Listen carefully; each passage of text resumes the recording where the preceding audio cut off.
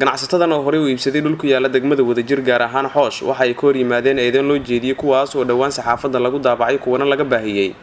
Kulan maanta Muqdisho ay isugu yimaadeen ganacsatada dhulkan hore uga iibsaday Cabdi Xoosh waxa ay sheegeen in diyaar ay u yihiin wax kasta oo laga qaban karo beeninta warar hore loogu faafiyay saxaafadda ee ganacsatadan iyo sumcaddooda la xiriira.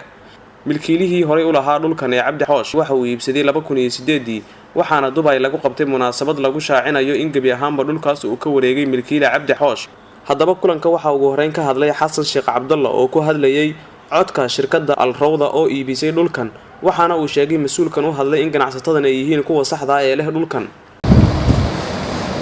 dhulka warkiisu soo noqnoqday oo uu hore u lahaan jiray Cabdi Xoosh ama aan dhihi karo X Xoosh hadda se uusan lahayn milkiyadiisana uu ka wareegay 2008kii dhulkaas waxaan u malaynayaa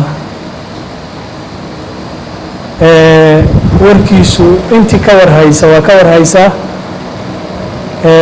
waxaa warkiisu ku caawiyahay haddii qofkii fiirsada oo si fiican u fiirsada dokumentaariyada laga sameeyey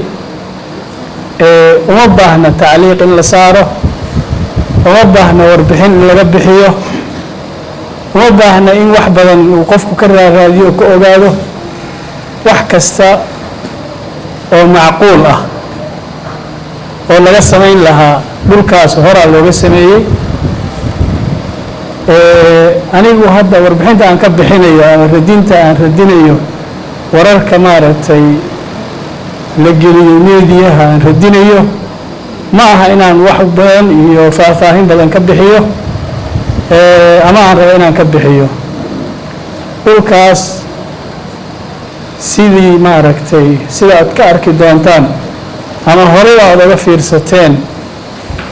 muxuu ahaa sawiradii laga qaaday iyo warbixintii laga bixiyey waa dhul ay intaas ku filan tahay dhulkaas waxaa gadatay shirkadda Al Rawda oo anigu ka mid ahay wakiil looga ahay magaalada Muqdisho iyo maaragtay gobolka Banaadir dhulkuna uu ku yaal waxaan milkiyadiisa kala wareegnay Cabdi Xoosh 2008kii. dhanka kale Salaad Cilmi Axmed oo isaguna goobta ka hadlay waxa uu sheegay in qorshahan dhulka muranka lagu galinayo uu yahay mid dhibaatadiisa wata waxaana uu yiri waxa fiican in ganacsatada aan sharaftooda la ceebayn.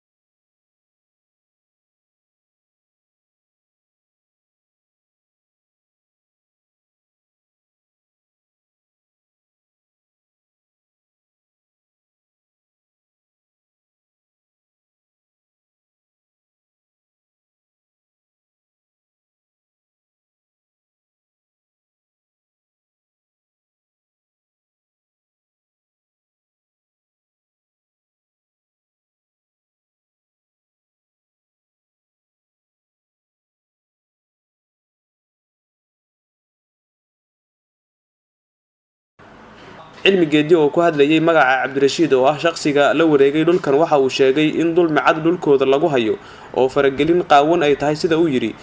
waxaana uu sheegay in wararka saxaafadda lagu faafiyay uu yahay mid sumcadda ganacsatadan wax u dhibaya.